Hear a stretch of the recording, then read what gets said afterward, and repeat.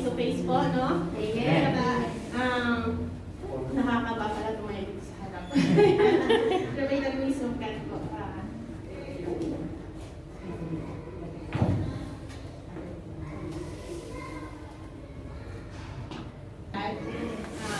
Ngayon po, ang aking babahagi sa inyo ay mula sa Book of Luke, chapter 22, verses 1 to 6. Una sa lahat po, ang pamagat ng aking i-share sa inyong lahat ngayon ay The Judas in All of Us. Amen.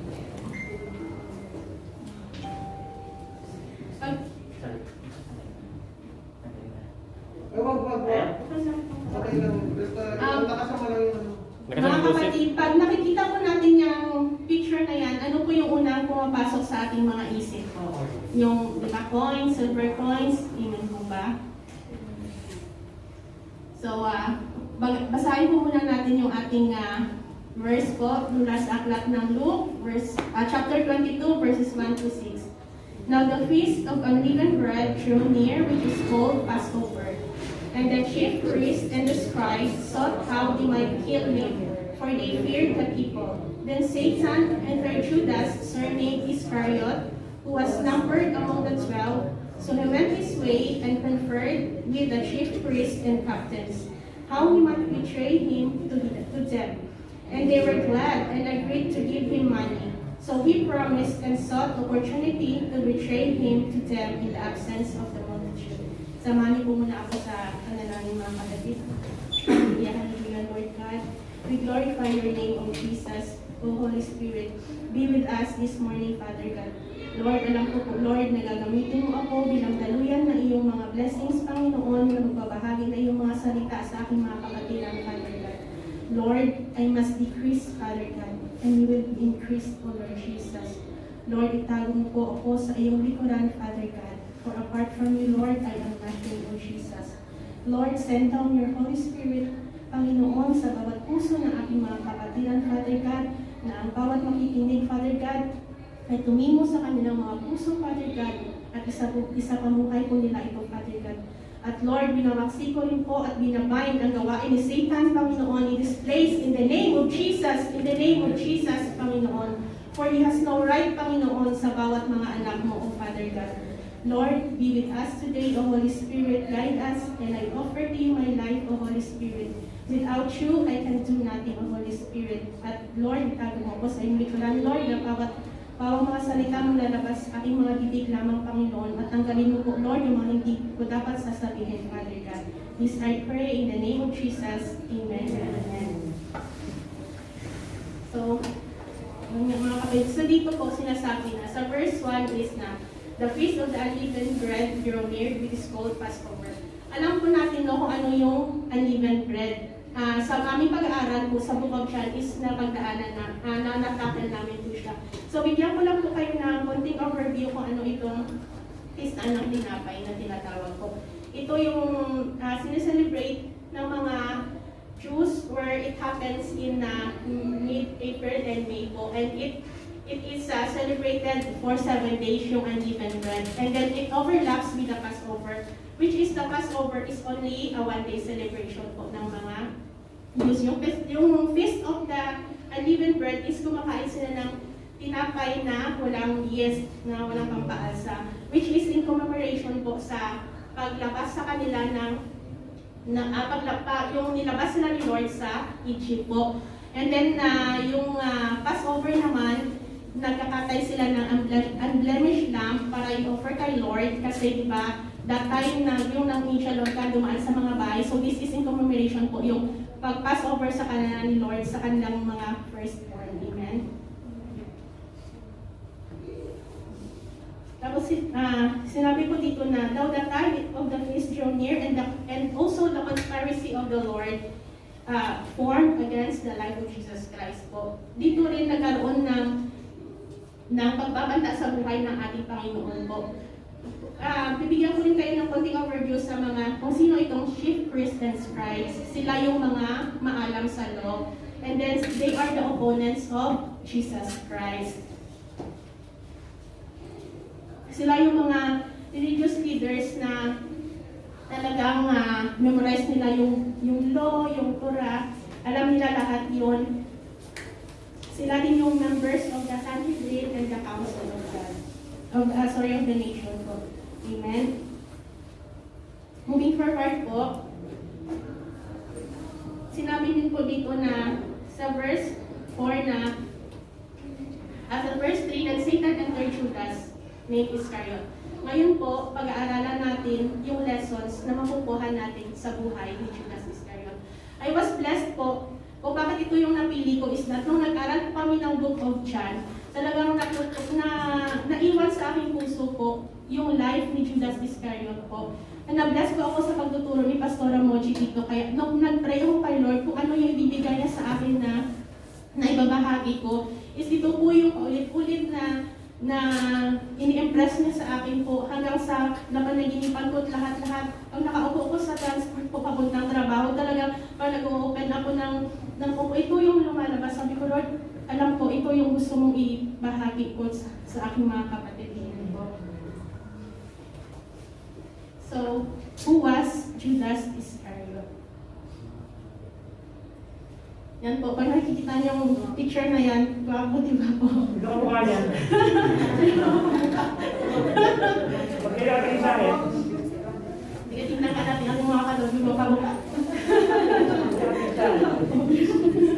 Amen po. So ngayon po is, ipapakilala ko lang sa inyo kung sino si Judas Iscariot. Diba? He was chosen from one of the 12 disciples. Diba? He was the only disciple na nanggaling sa Judea. And the rest of the disciples came from Galilee. So siya lang natatangi na nanggaling sa Judea, mga kapatid. And then, according sa research ko po, ang pangalang Judas is, in Hebrews, it means, let God be praised. Ang Iscariote po, there is no such exact meaning kung ano yung meaning. So, sabi po sa Matthew 26:25, then Judas, who was betraying him, answered and said, Rabbi, is it I? He said to him, You have said it. Di ba po, talagang nakalapit na sa pangalan ni Judas yung pagiging betrayer niya. Mga kapatid, tanong ko lang, may kakilala ba kayong ang pangalan ay Judas? Wala, di ba? Wala siguro sa atin na magbibigay sa anak niya ng pangalan Judas, di ba po? Every time po, there are so many verses in the Bible that when you read it, when it comes to Judas Iscariot, nakalapit na sa pangalan niya na talagang betrayer, traitor. Marami po tayong mga verses na mababasa sa Bible na ganun po. So, he was chosen among the 12. He was with Jesus in his ministry, 3 years ministry in the earth. Nandoon po siya, lahat-lahat nakita po niya simula yung paggawa ni Jesus ng miracles, magmula sa pagkakakain ni Jesus, pag-feed niya sa 5,000, nandoon siya. And even nandoon din siya nung binuhay ni Jesus Christ, si Lazarus sa tomb. Amen po. He was with Jesus, but mga kapatid, ano po bang aral na makukuha natin sa life ni Judas Iscariot? Amen? So, ang isi-share ko po ngayon sa inyo is 5 lessons from the life of Judas. Number 1 is, we reap what we sow. Aanihin daw natin kung ano yung ating itinanim. Sa 1 John 2:15-17, sinabi dyan, do not love the world or the things in the world.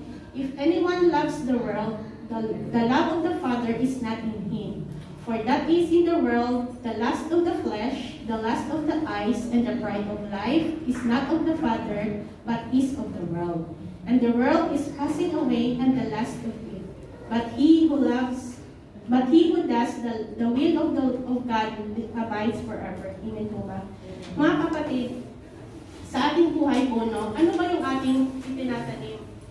Di ba si Judas, he was chosen among the disciples, but then, ang itinanim niya po is worldly, nagtanim po siya sa mundo. Kaya napaka-importante po sa ating mga kapatid na alam natin kung ano yung ating top priority sa ating mga buhay. Di ba po, dito sa mundo, ilang taon lang ba tayo dito sa mundo maglalagi, di ba? Maybe, napaka-bless na po natin kung makaabot tayo ng 80 or 85, di ba? Maximum 70 or 73. Amen po ba? So in our walk with God po, talagang lagi nating araw-araw isipin na, oo nga, nandito ako sa mundo para i-glorify ang Panginoon. Ang lahat ng meron ako kasama ng mundo ay mawawala yan. But then, pag nagtatanim tayo sa Panginoon, aaminin natin yan. Di ba ano sinabi ng Panginoon doon sa parables niya na kapag what we reap, we do reap what we sow. Sabi niya, bibigyan niya tayo ng crown of glory. Di ba napakasarap sa pakiramdam mga kapatid? When the time comes na kukunin ka na ng Panginoon, bibigyan ka niya ng crown of glory. But then kung nagtanim ka dito sa mundo, at hindi mo naman madadala yan, talagang napaka-worldly niya, di ba po? He was chosen as the treasurer of among the disciples. Pinagkatiwalaan siya ng mga disciples kasi hindi naman sila nagduda na kung ano ang gagawin niya at the end, di ba po? Amen? Kasi po, we are not citizens of this world, sabi ko nga. We are bound to heaven. Kaya dapat lang alam natin talaga kung ano yung ating mga priority sa ating mga buhay. Amen?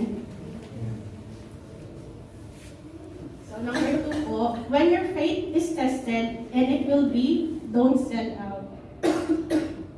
Sabi po sa Philippians 1:29, For to you it has been granted on behalf of Christ, not only to believe in Him, but also to suffer for His sake. Di ba po, talagang given na yan as a Christian, hindi tayo exempted sa pag-test ng ating faith.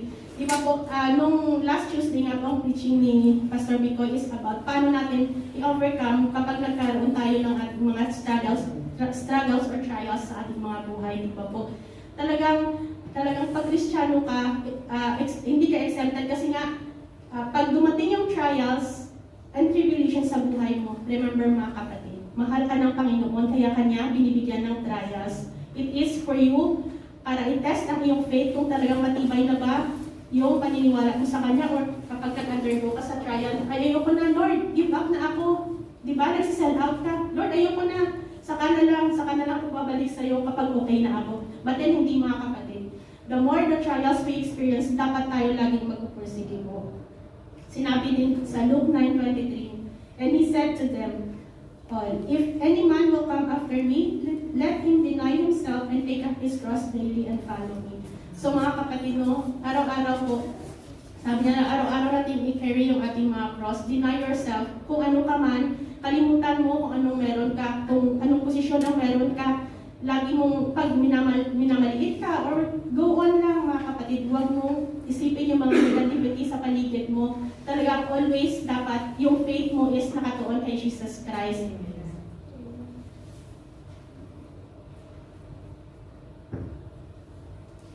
At sinabi niyo po sa 2 Timothy verse 3:12, indeed, all who desire to live a godly life in Christ Jesus will be persecuted. Di ba nga po kapag worker ka ni Jesus Christ, makikita natin sa book of John po kung paano ba nahirapan yung mga disciples for the glory of God. Amen po. Talagang napaka-bless po na natakal namin yung book of John. Nakaka-inspire po siya. At the same time, ma-open yung mind mo how Jesus started His ministry po. How Jesus started to call His disciples para po maging daluyan ng kanyang blessings at pagpapala sa iba.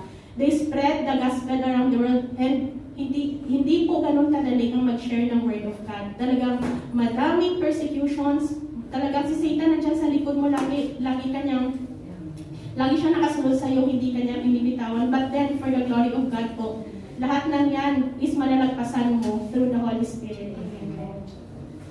Pabilis mo po tayo mga.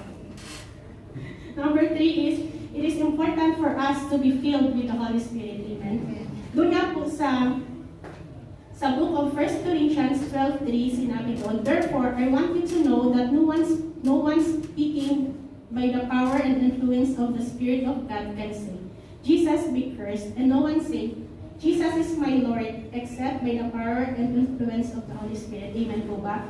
Kapag wala pong given na po na the moment we receive salvation or we receive Jesus Christ as our Lord and Savior, the Holy Spirit is dwelling with us. But iba po itong kapag ka-filled ka ng Holy Spirit. Sabi nga po ni Pastor Moji, if you are filled with the Holy Spirit, you can do supernatural things po. Because you have supernatural power in you, diba? So dito po, hindi natin makitaan si Judas Iscariot na filled siya ng Holy Spirit. Kasi nga, ang iniisip niya, he has his own desires po sa kanyang puso po, mga kapatid. Tayo bilang mga Kristiyano po, importante po sa atin dito na filled tayo ng Holy Spirit at all times po. Kasi dito natin may experience yung paano kagamitin ng Panginoon mightily. Kasi, di ba po, pag nag-devotion ka, kapag hindi ka po filled ng Holy Spirit or wala yung hindi mo nararamdaman, basta ka lang nag-devotion, di ba po walang nangyayari? Kahit ilang beses mong ulitin basahin yung Word of God, di ba po parang walang tama sa'yo. But then, if you are filled with the Holy Spirit, maraming thoughts sa isip mo at masusulat mo lahat kung ano yung nais iparating sa iyo ng Panginoon. Amen po ba?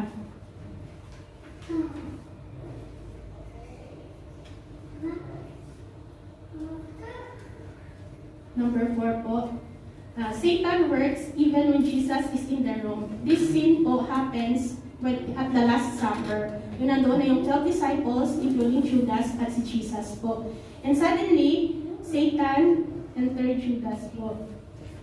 Sabi dyan sa 1 Peter 5:8, stay alert, watch out for your great enemy, the devil. He prowls around like a roaring lion, looking for someone to devour. Di ba po? Si Satan nandyan, kahit na nandyan si Jesus Christ kasama ng disciples, andoon pa rin siya, pumasok siya. So mga kapatid, hindi po tayo exempted siya. Even in this place po, nandyan siya, naghahanap ng kung nang ma-devour niya, di ba? But then, when we know how to fight Satan, we should know where to stand on our ground and fight him. Amen po ba? Kaya dapat po tayo is subsub sa Word of God. Kasi kapag marami kang alam ng Word of God, marami kang ibabato sa kanya, di ba mga kapatid? Tinest niya si Jesus Christ at binato siya ni Jesus Christ ng Word of God, di ba po? The only way na ma-fight back natin si Satan is kapag feel tayo ng Word of God po.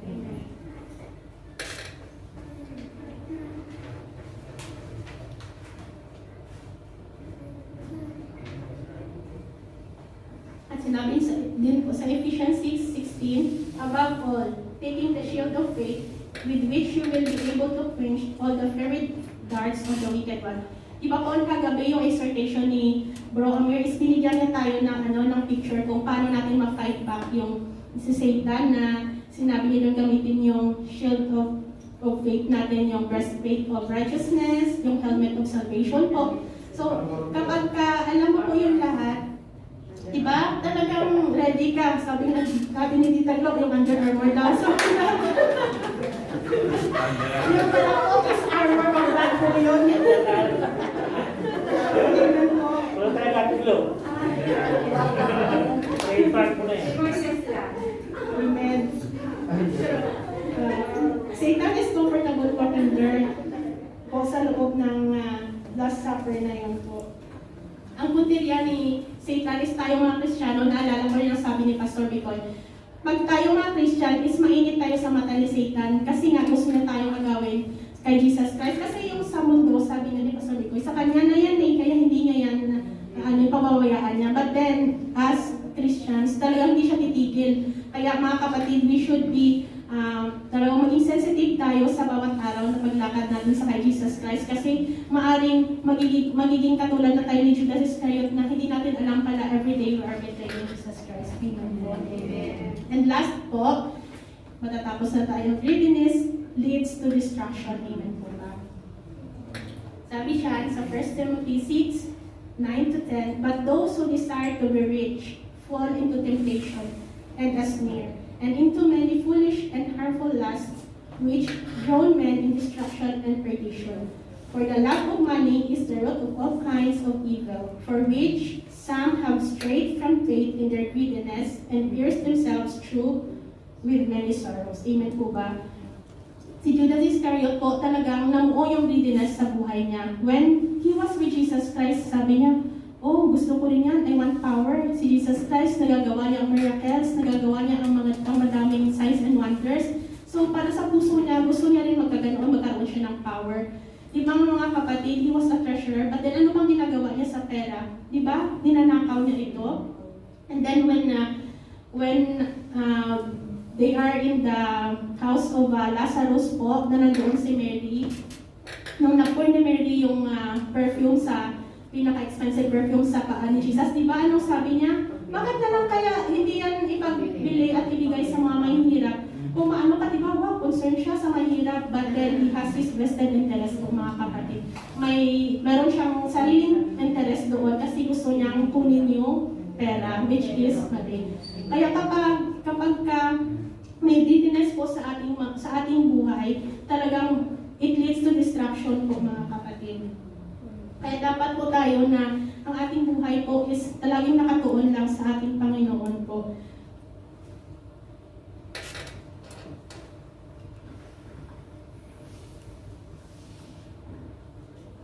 Conclusion na po tayo. Ang bilis na. So, when we think of the tragic ending of Judas' life, it makes us realize that it is simply not worth living a double life and making out to be someone we are not. Our Christian life has to be one of total openness and honesty before God, because the price of rejecting Christ will be greater than you realize. Nothing is wasted in God when we allow life experiences to push us closer to Jesus. No one can hide before God. Let us be those open and genuine vessels of Jesus Christ for all to see. Amen po ba? Dapat po maging makatotohanan tayo sa ating walk with Christ. Ano bang nangyari kay Judas Iscariot? Yung 30 pieces of silver coins na pinagbili niya, wala rin, napunta sa wala, diba? It ended up, he lost his life. At may salvation ba siya? Wala siyang salvation kasi he never had Jesus in his life po mga kapatid. So, kaya dapat tayo po, sa lakad natin araw-araw, we should examine ourselves. Am I the Judas Iscariot who is patuloy na betraying si Jesus in the simple things? Maaaring nakaupo ka po dito ngayon, paglabas mo, ano bang buhay na meron ka? Or anong mga ways mo, is it glorifying God always po? Kaya dapat po mga kapatid, maging totoo tayo sa ating sarili at higit sa lahat po sa Panginoon. Kasi po, Judas didn't exist, but the spirit of Judas exists in us po. Amen po ba? At yun lamang po mga kapatid. God bless us.